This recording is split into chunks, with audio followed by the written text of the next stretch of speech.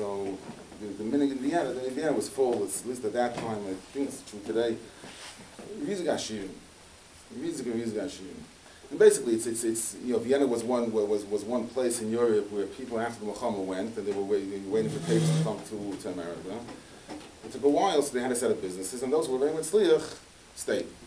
So they shouldn't take amount of money.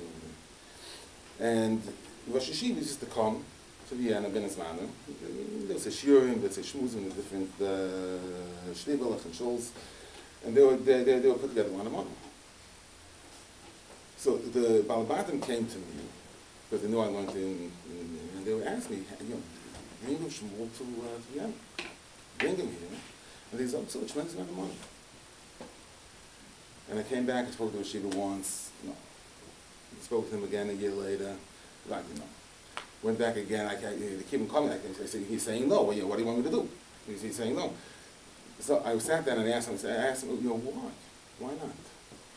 He said, how can somebody go back to you? How can somebody go back to you? I said, I can't go back. It was something he lived with. It was something, one time he was, on the way, I think he was coming back from Eretz Yisrael, the plane had to stop in Paris.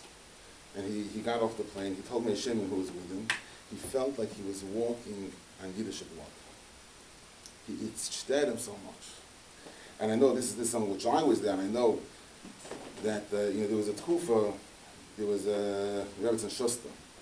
The Rebbetzin from Rebbe Schuster from the Bronx, Rebbe Schuster was nifta, and the Rebbetzin, for a few years, she was not, in the full capacity of herself, that she was able to take care of herself.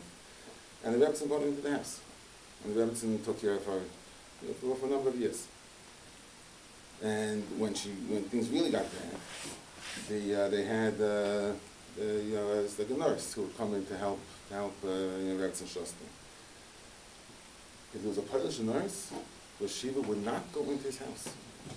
He wouldn't walk into his house. And I know that there were times that I was bringing him back, and he went inside and he would say, so there's the Polish nurse. He could not go into his own house if there was a, because I asked him why he held that the Polish were from the worst. At least what he had witnessed from the Polish was so terrible that he was not able to enter his own house. When he was in the Chalishus, he was not able to go in. So, I mean, how many times did the Rosh Yeshiva shmuz about a mitkafir? He used to hug over and over and over, and he was holding on mitkafir. You have to feel Yenis Tzar. You have to feel Yenis Simcha. You go into Simchas. So many times he would ask, like does Vas Simcha really want me there? You told him yes, that was it. He was there. Like Agam, he was running the yeshiva, he was running Klal Yisrael, he was running all these big things. If he felt that, if he knew that about Simcha it really meant something to him, it's not that he wanted him there because he needed a Rosh Yeshiva to be there, but he felt that Hitaka wanted him there, that was it was done. And he would go.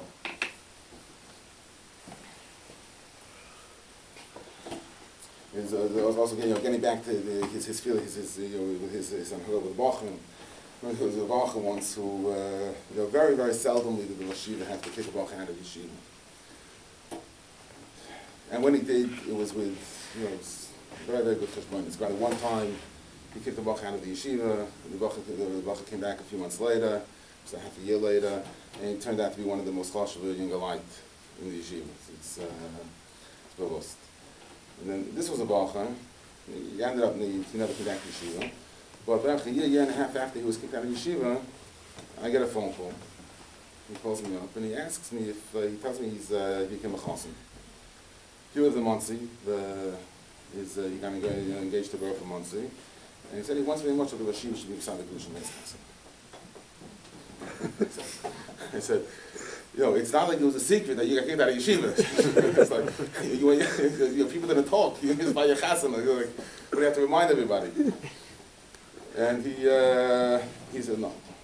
He said please ask Rosh Yeshiva if he could. He was boish, so he asked Rosh Yeshiva himself. Maybe he didn't want to do Rosh Yeshiva on the spot.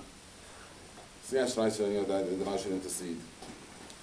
And he told me, he said, Agav, the mishpach he was marrying into, he was his family was ganz well to do, but the mishpacha he was marrying was mishuna de gavalti, and there zog zu a very big schum to give a check to give to the Rosh Yeshiva if he came to the Chasana.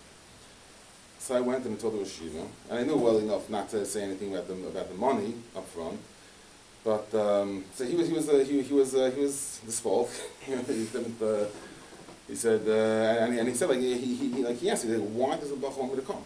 You know, like why? I asked the Bach that question, and he told me. He said that it was the best thing that ever happened to him. That he got kicked out of the Mir, and then he ended up going to a different yeshiva, and everything went okay. He said it was the best thing. He said the mindset of the yeshiva should have done it a year ago. He said it was the best thing that the yeshiva ever did, or that that ever happened to him, and it helped him. And he said Memela, he said the yeshiva has a very dear place in his heart, and he wants that the yeshiva should be Messiah evolution. So I told this to him to the yeshiva. The yeshiva said fine, I'm going. So I said okay. I said Agav Orcha. There's a big check waiting, and the yeshiva got sent. And he said, it's something to get. He said, if I'm going to go, I'm going to go because it's the right thing to do. With the money, without the money. And not only that, he even said, tell them I don't want to check by the chassid. He said, not, they want to send in a check? They want to come down and give a check? But at the chassid, he was not taking a check. Another mice I wasn't planning on saying, just as I'm speaking, things come out, but there's also very interesting.